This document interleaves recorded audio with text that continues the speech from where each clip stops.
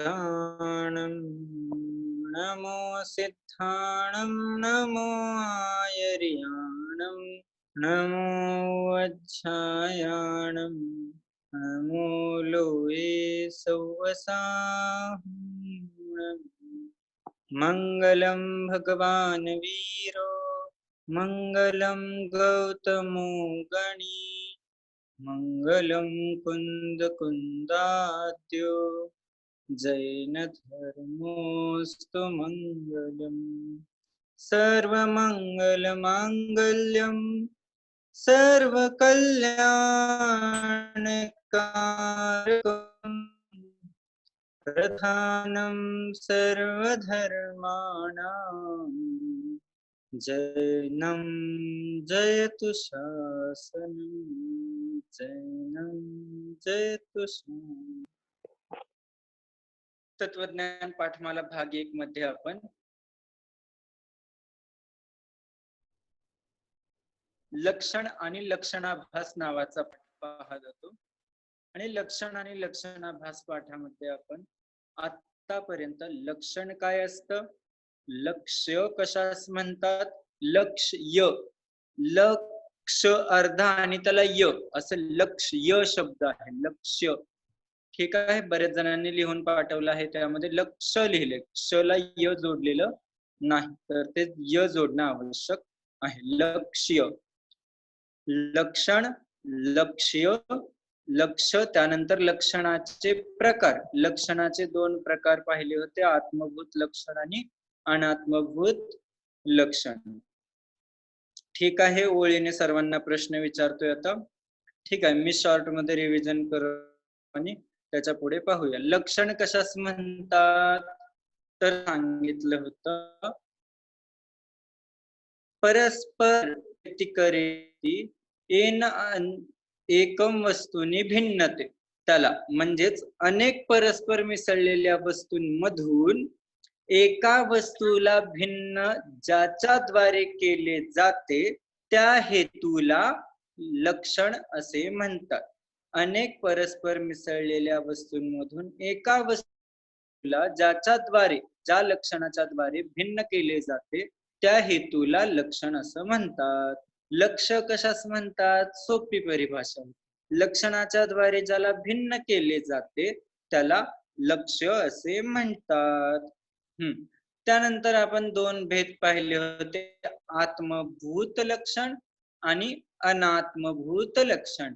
आत्मभूत, आत्मभूत, आत्म म्हणजे स्वरूपामध्येच, भूत म्हणजे असणार, स्वरूपामध्येच असणार, स्वरूपामध्ये सळलेलं लक्षण आत्मभूत लक्षण. अनात्मभूत, अनात्मभूत म्हणजे जे स्वरूपामध्ये मिसळलेलं नाही, जे लक्षण लक्षाच्या स्वरूपामध्ये मिसळलेले नाही आणि त्याच्यापासून भिन्न केले जाऊ शकते त्याला अनात्मभूत लक्षण असं म्हणतात. एक्सरसाइज तुम्हाला द्यायच्या होत्या, परंतु त्याच्याऐवजी इथंच विचारून 2-3 प्रश्न इथेच विचारतो आणि त्याचे उत्तर द्या. मी जो प्रश्न विचारेन त्यातून पहिला तुम्हाला लक्ष सांगायचंय, लक्ष सांगून झाल्यानंतर लक्षण सांगायचंय आणि ते लक्षण आत्मभूत आहे की अनात्मभूत आहे हे आपल्याला सांगायचं आहे.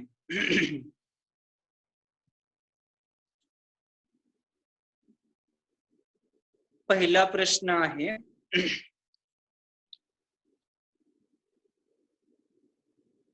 2020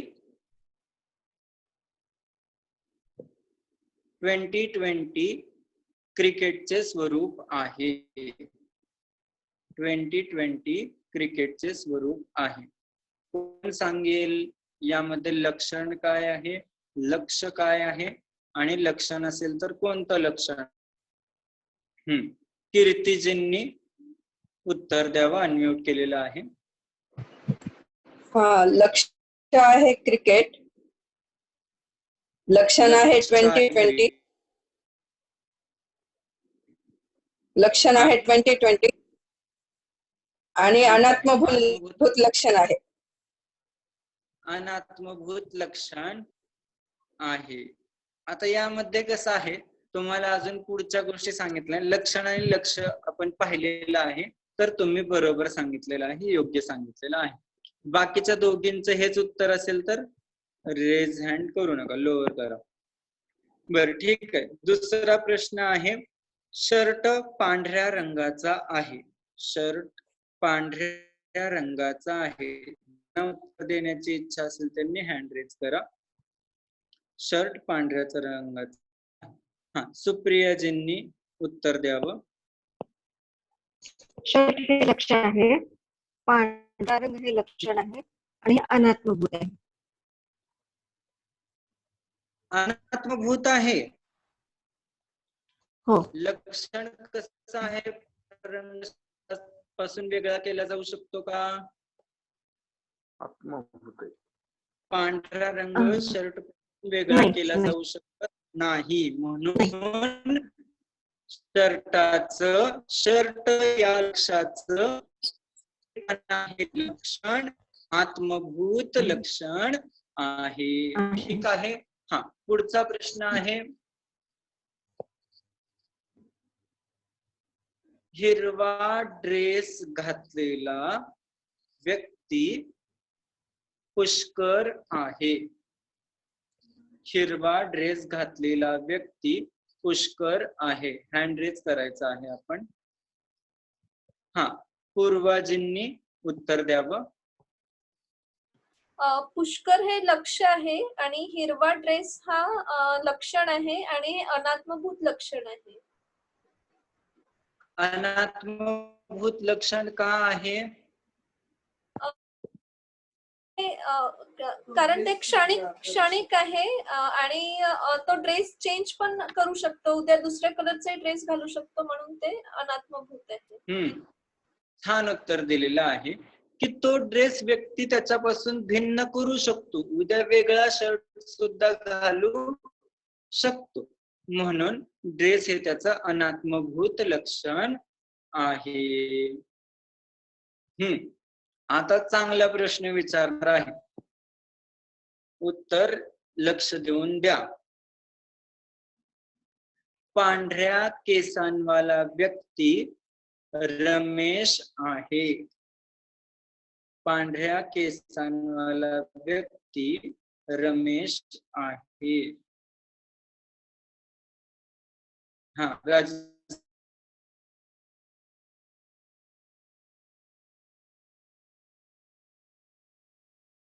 अनम्यूट.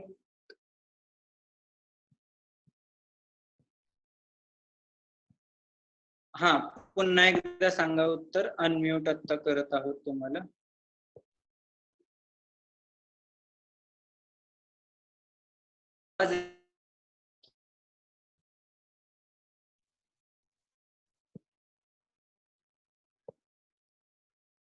ठीक आहे.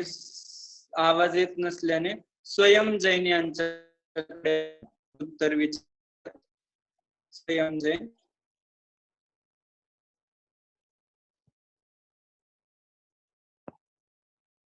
अनम्यूट करून स्वयं जैन यांनी उत्तर द्यावं.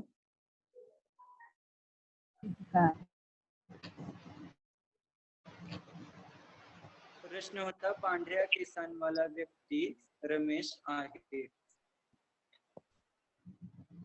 बंदच झालंय ते. आवाज येतोय मला तुमचा.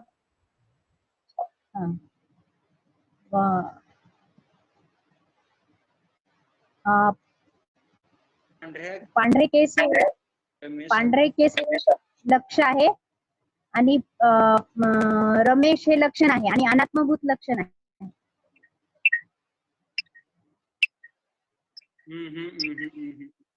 पांढरे केस लक्षण.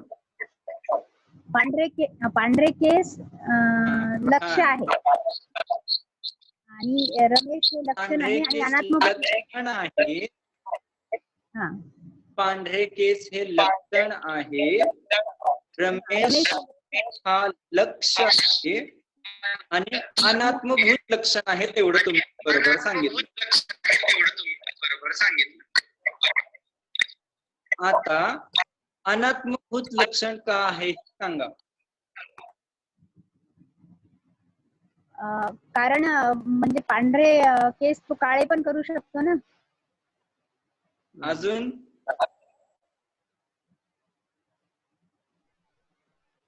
केस पूर्णपणे काढून टाकू शकतो. तर केस त्याच्यापासून पृथक केले जाऊ शकतात, त्याच्या स्वरूपामध्ये ते नाही. छान सांगितलेलं आहे. आणि आता वळूयात आपण काल जो प्रश्न शेष राहिला होता त्या प्रश्नाकडे. अरिहंत भगवान अष्टप्रातिहार्यांनी सहित असतात ते अरिहंत असतात. अष्टप्रातिहार्यांनी सहित असतात ते अरिहंत असतात. हे मी सांगणार होतो, परंतु तुम्ही सगळे आता चांगला विचार करून त्याच्यावरती उत्तर देणार आहात. सांगा.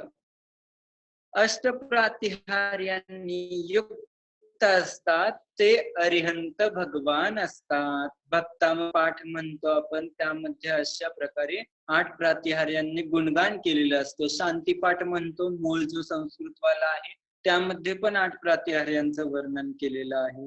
अशा अनेक ठिकाणी आपण 8 प्रातिहार्यांनी भगवंतांचं गुणगान करतो. फक्त एकच हँड रेज केलेला आहे. समजला असेल पाठ तर जास्त हँड रेज करण्याची अपेक्षा आहे, आणि तेच होत आहेत. प्रश्न पुन्हा एकदा विचारतो. अरिहंत भगवान जे 8 प्रातिहार्यांनी सहित असतात ते अरिहंत भगवान असतात. हा, ते 4 हात आहेत ज्यांना मी विचारून झालेलं आहे. कीर्तीचे आपण उत्तर द्यावं. कीर्तिजींनी अनम्यूट करून उत्तर द्यावं. हा, अरिहंत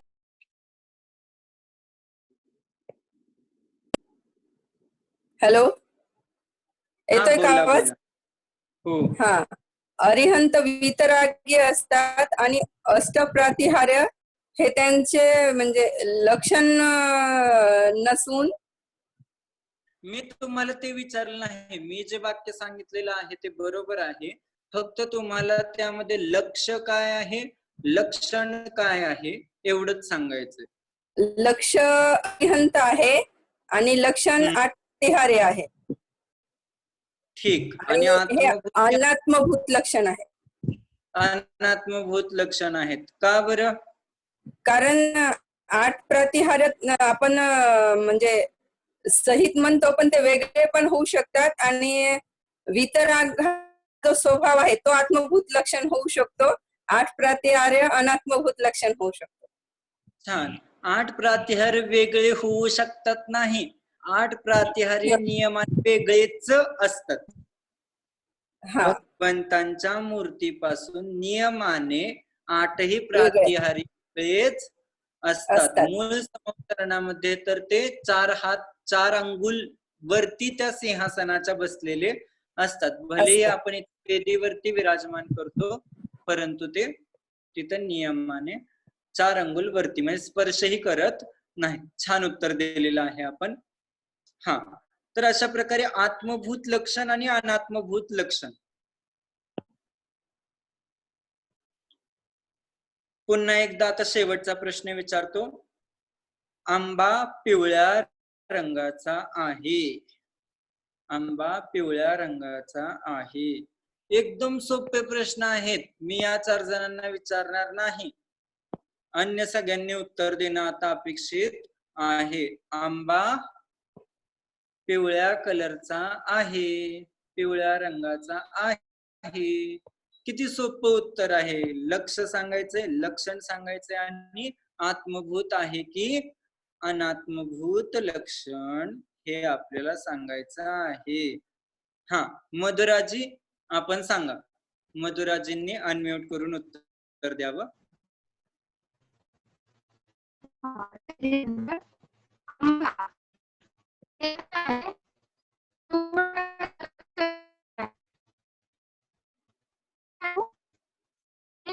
हा, बोला बोला.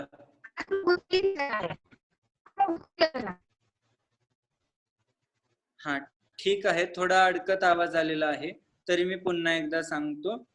आंबा हे लक्ष आहे, पिवळा रंग हे त्याचं लक्षण आहे, आणि हे पिवळा रंग हे लक्षण त्याचं आत्मभूत लक्षण आहे, कारण की आंब्यापासून पिवळा रंग वेगळा केला जाऊ शकत. आता पाहूया किती हँड महत्वाचं आहे, त्यानंतर आपल्याला पुढचं शिकायचं सुद्धा आहे. पहा, मी जीव आहे हे तर सगळ्यांना माहिती आहे, ठीक आहे. आणि मी आता असं म्हणत आहे की हा जो दाढी मिशांवाला दिसत मी आहे, हा जो दाढी मिशांवाला दिसत आहे तो मी आहे, असं जर म्हटलं तर हे कोणतं लक्षण आहे आणि का, याचं उत्तर तुम्ही मला द्यायचं आहे. लक्षात आलं? दाढी मिशांवाला जो मी दिसतोय तो जीव आहे, असं जर म्हटलं तर काय होईल, तो मी आहे. हा, अजून कोणाला उत्तर देण्याची इच्छा? बघा, मनातले भाव मनात राहतील. उत्तर देण्यासाठी हा शेवटचा प्रश्न आहे. अजून कोणी इंटरेस्टेड असेल तर हात वरती करा. कोपऱ्यामध्ये मोर ऑप्शन वर क्लिक केल्यानंतर रेज हँड वाला ऑप्शन येतो, तिथून तुम्ही हँड रेज करू शकता. या उत्तरासाठी मी सर्वांनाच संधी देऊ शकतो. हा, पहिल्यांदा सर्वात पूर्वा भिसीकर यांनी उत्तर सांगावं अनम्यूट करून. जीव हा लक्ष आहे, दाढी-मिशी हे लक्षण आहे, आणि हे अनात्मभूत लक्षण आहे, कारण जीव या पर्यायामध्ये आहे, पर्याय चेंज होऊ शकते त्याची. हा, छान उत्तर दिलेलं आहे. हेच उत्तर मला अपेक्षित होतं की आता या पर्यायीमध्ये मी जीव आहे, परंतु पुढं अशा दाढी मिशा लहानपणी नव्हत्या. लहानपणी अशा दाढी मिशा या जीवासोबत नव्हत्या, त्यामुळे त्या त्याच्यापासून पृथक आहेत. हे अनात्मभूत लक्षण आहे. आता शेवटचा अजून एक प्रश्न. आता प्रश्न आहे, मी मनुष्य आहे, मी जीव मनुष्य आहे. हा, याच्यासाठी कोण इच्छुक आहेत उत्तर देण्यासाठी? मी जीव मनुष्य आहे. राजश्री काकी उत्तर द्यावं. अनम्यूट करा अगोदर, अनम्यूट कोपऱ्यामध्ये, त्यानंतर आपण बोलू शकाल.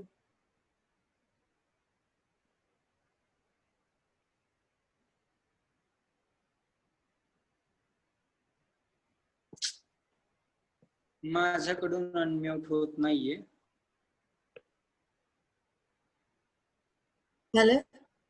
हा, ठीक आहे, येतोय आवाज. हा, तर मी जीव हे लक्ष आहे, मनुष्य हे लक्षण आहे, आणि हे अनात्मभूत लक्षण आहे.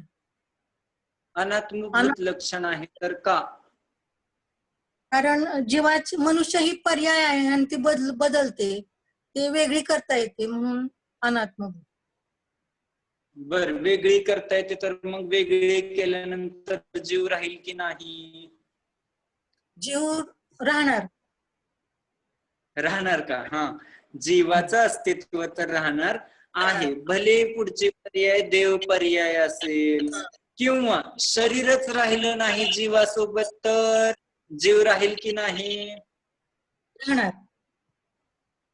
हा, जीव सिद्ध बनेल. शरीर रहित जर आपण जीव बनलो तर चांगलं की वाईट? शरीर रहित बनलो तर आपण शरीर रहित बनलो तर हे चांगलं आहे, कारण की आपल्याला निश्चितच सिद्ध पदाची प्राप्ती होणार आहे. अशी अवस्था, अशरीरी अवस्था कोणती आहे? सिद्ध अवस्था, अशरीरी अवस्था आहे. ठीक आहे. आता यानंतर पहा पुढे पाठ चेतन भैया शेअर करतील स्क्रीनवरती. हा, तर मनुष्य गती हे काही जीवाचं वास्तविक लक्षण नाही. हे कशासाठी विचारले प्रश्न? आपण जेव्हा जीव अजीव संबंधी भूल पाहत होतो, जीव अजीव संबंधी भूल पाहत होतो, पहिलाच पॉइंट जर तुम्हाला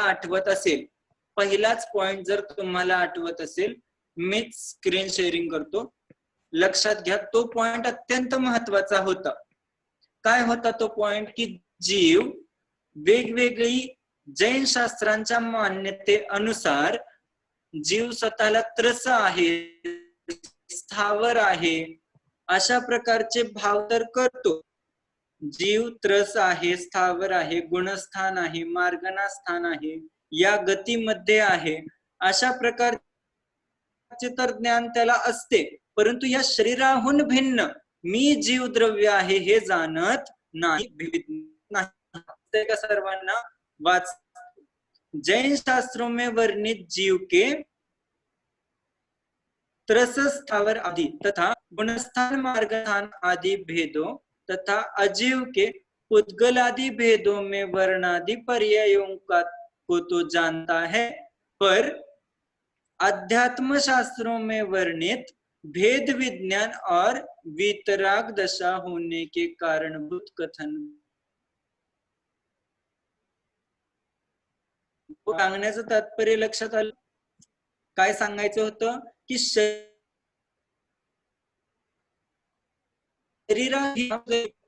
आहे का नाही? तर आहे, होय, आता मनुष्य सहित आहेत, परंतु हे लक्षण अनात्मभूत लक्षण आहे. हे लक्षण तिन्ही काळामध्ये राहणार नाही. ग्रुपमध्ये मी पण लिहून पाठवलेलं आहेत, ते पण पहा तुम्ही, रेफरन्स घेऊ शकता. की अनात्मभूत लक्षण हे तात्कालिक लक्षण आहे, एक पर्याय विशेषासाठी मनुष्यपणा, परंतु हे मनुष्यपणा जीवाचं वास्तविक लक्षण नाही. तर ज्ञानवाला जीव, हा कोण सांगतंय? मी ज्ञानवाला जीव आहे. लक्ष काय आहे? लक्षण काय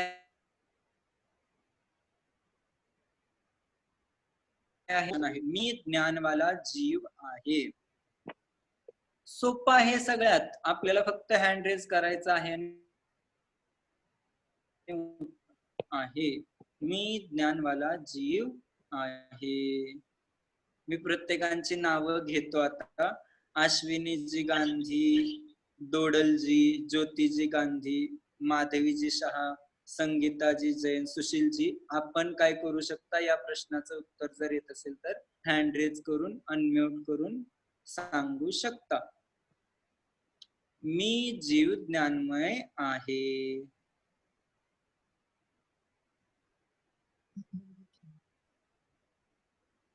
स्वयं जैन यांनी उत्तर द्यावं. स्वयं जैन. आवाज येतोय? हो. ज्ञान हे लक्षण आहे, जीव मी जीव हे लक्ष आहे, आणि हे आत्मभूत लक्षण आहे. छान. आत्मभूत लक्षण का आहे? ज्ञान हे जीवाच्या सोबतच असते. हा, ज्ञानाला जीवापासून भिन्न केलं जाऊ शकत नाही. ज्ञानाला जीवापासून भिन्न केलं जाऊ शकत नाही. आणि आता पहा, सगळ्यात मूळ भेद विज्ञानाचं हे आहे की हे शरीर, ही मनुष्य गती, माझं थोडंभूत ज्ञान म्हणजे जीवाचं लक्षण नाही, तर मी अनंत गुणांचा धारक, अनंत शक्तिवान, अनंत ज्ञानाने संपन्न असा जीव आहे. हे जीवाचं हे माझं आत्मभूत लक्षण आहे. आणि या लक्षणाने युक्त असं स्वतःच्या जीव तत्वाचं श्रद्धान करणं. लक्ष द्या, अशा स्वतःच्या आत्मतत्वाचं ज्ञान दर्शनमयी मात्र मी जीव द्रव्य आहे हे श्रद्धान करणं म्हणजेच सम्यक दर्शन आहे, म्हणजेच मोक्ष मार्ग आहे. आणि आता शेवटचा प्रश्न आहे आजच्या एक्झरसाइज मध्ये. मी खूप क्रोध करतो. मी खूप क्रोध करतो आणि होमवर्क केल्या नाही तर खूप रागावतो. असा मी क्रोधी संवेद आहे. सांगा. संवेद क्रोधी आहे. यामध्ये लक्षण काय आहे आणि लक्षण काय आहे? एकच हँड रेज झालेला आहे. संवेद क्रोधी आहे. हे जर संवेदचं लक्षण केलं तर यामध्ये पूर्वाजी भिसेकर यांनी अनम्यूट करून उत्तर द्यावं. मी हे लक्ष आहे आणि क्रोधी हे लक्षण आहे आणि हे अनात्मभूत आहे. अनात्मभूत आहे. अहो क्रोध मीच करतो. अनात्मभूत का आहे? कारण क्रोध हे नेहमी राहणारी नाहीये पर्याय, कधी चेंज पण होईल. क्रोध आपला स्वभाव नाहीये मुळात, त्यामुळे अनात्मभूत आहे. वा, छान उत्तर दिलेलं आहे. हेच उत्तर एक्सपेक्ट होतं. हे तुम्हाला समजलं पाहिजे. तुमच्यापैकी प्रत्येकाला हे उत्तर यायला पाहिजे. क्रोध भलेही जीवामध्ये उत्पन्न होत असतो तरी पण तो कधीही आत्मभूत नसतो. क्रोध हा आत्मभूत नाही. आत्मभूत नाही कारण की तो आत्मभूत लक्षण हे त्रिकाल लक्षण असतं. आत्मभूत लक्षण त्रिकाल लक्षण असतं. ज्ञान हे जीवाचं लक्षण तिन्ही काळांमध्ये असतं, परंतु क्रोध हे लक्षण तिन्ही काळामध्ये असू शकत नाही. म्हणून जीव क्रोधी आहे असं म्हणणं जीवाचं अनात्मभूत लक्षण आहे. आणि अनात्मभूत लक्षणाच्या द्वारे कधीही आत्मतत्वाची प्राप्ती होऊ शकत नाही. अनात्मभूत लक्षणाच्या द्वारे कधीही मूळ वस्तूची, मूळ तत्वाची प्राप्ती होऊ शकत नाही. अशी भिन्नता, असं भेद विज्ञान करणं म्हणजेच 7 तत्वांसंबंधी खरं श्रद्धान करणं आहे. लक्षात आलं? लक्षण सोपं आहे, लक्ष सोपं आहे, परिभाषा सोप्या आहेत, ओळखणं सोपं आहे. परंतु राग द्वेषांपासून मी कसा भिन्न आहे याचं उत्तर नुसतं मी प्रवचनामध्ये सांगितलं. मी रागापासून भिन्न आहे, क्रोधापासून भिन्न आहे, सगळ्यांपासून भिन्न आहे. तर तुम्ही काय म्हणणार? काय पण सांगताय. मीच राग करतो आणि मीच क्रोध करतो, मीच मायाचारी करतो, मीच लोभ करतो. आणि तुम्ही काय सांगताय? मी यांच्यापासून भिन्न आहे आणि ज्ञान दर्शन स्वभावी अनंत गुणांचा भंडार जीव तत्व आहे. मग आता उत्तर लक्षात आलं का? असं का म्हणतात? कारण की ज्ञान अनंत जीवाचे आत्मभूत लक्षण आहेत आणि क्रोध, मान, माया, लोभ सर्व काही विकारी परिणाम, हे विकारी परिणाम कालिक असतात, क्षणिक असतात, अनात्मभूत लक्षण असतात. म्हणून जर मला भेद विज्ञान करायचं असेल तर मला स्वतःच आत्मभूत लक्षण ओळखायला जमलं पाहिजे आणि आत्मभूत लक्षणाच्या द्वारेच मी भेद विज्ञान करू शकतो. मी माझं संवर्तत्व प्रगट करू शकतो आणि भविष्यामध्ये त्यात स्वतःच्या निर्दोष लक्षणाने सहित, निर्दोष लक्षणाने सहित निज जीव तत्वाच्या, निज भगवान आत्म्याच्या आश्रयाने मुक्तीची प्राप्ती करू शकतो. म्हणून लक्षण समजावून घेणं हे अत्यंत महत्वाचं आहे. आता शेवटचा पॅराग्राफ वाचायचा आहे. त्याआधी कोणाला काही डाऊट असतील तर यामध्ये विचारा.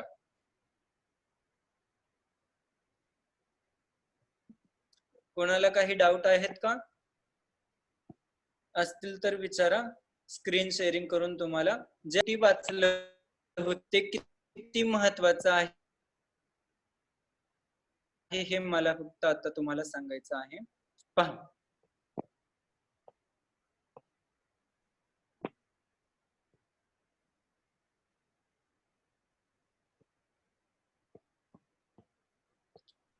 आज आपण ही रिव्हिजन केली, परंतु यामध्ये हे राहिलं की अभिनव धर्मभूषण यतिराज या न्याय दीपिका हा लिहिलेला आहे आणि त्या ग्रंथाच्या माध्यमातूनच आपण लक्षण लक्षणाभास शिकत आहोत. आतापर्यंत आपण लक्षण काय आहे हे पाहिलं. पहा, 15 पानावरती मी 3रा पॅरेग्राफ वाचत आहे, स्क्रीनवरती सर्वांनी पहा. आत्मभूत लक्षण वस्तु का स्वरूप होने से वास्तविक लक्षण है, त्रिकाल वस्तु की पहचान उससे ही की जा सकती है. अनात्मभूत लक्षण संयोग की अपेक्षा से बनाया जाता है. क्रोध हे जीवाचं लक्षण, क्रोध कर्माच्या उदयामुळे क्रोध होतो, संयोगाची अपेक्षा आहे. क्रोध मान माया लोभ विकारी भाव होण्यामध्ये कर्मांच्या संयोगाची अपेक्षा असते. अतः वह संयोगवर्ती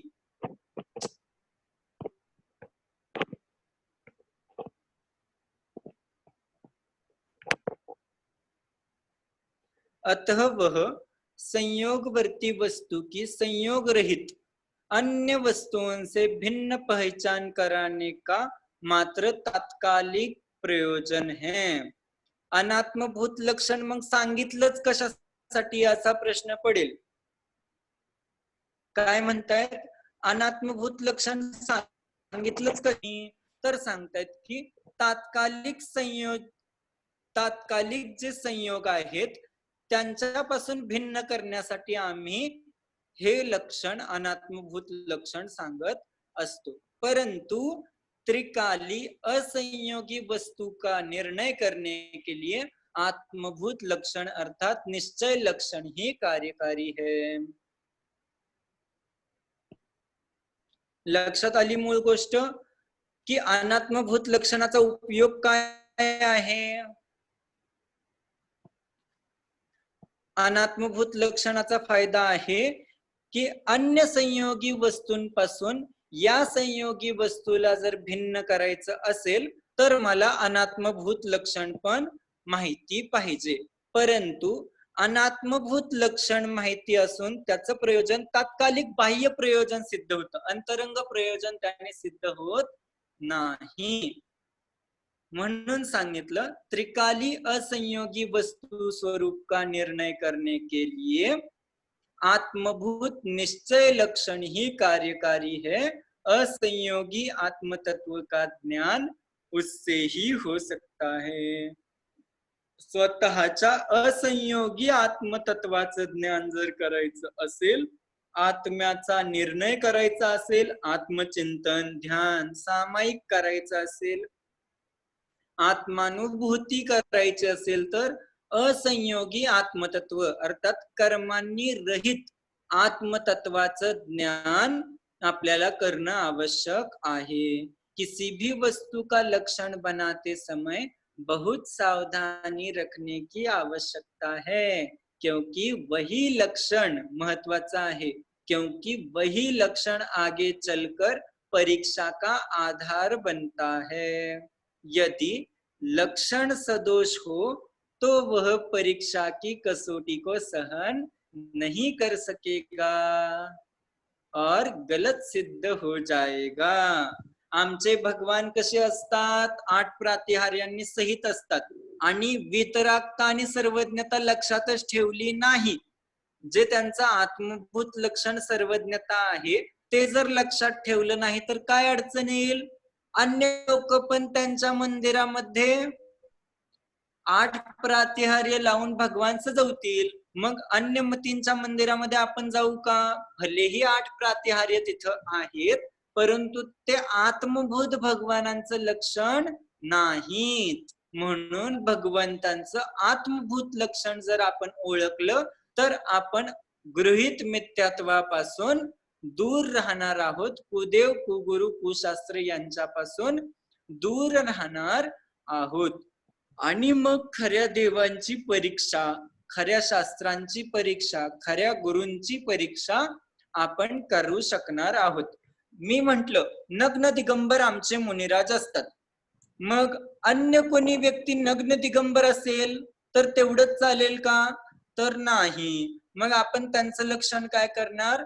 जे 28 मूल गुणांचे निरतिचार पालन करतात, जे 28 मूल गुणांचे निरतिचार पालन करतात तेच खरे गुरु असतात.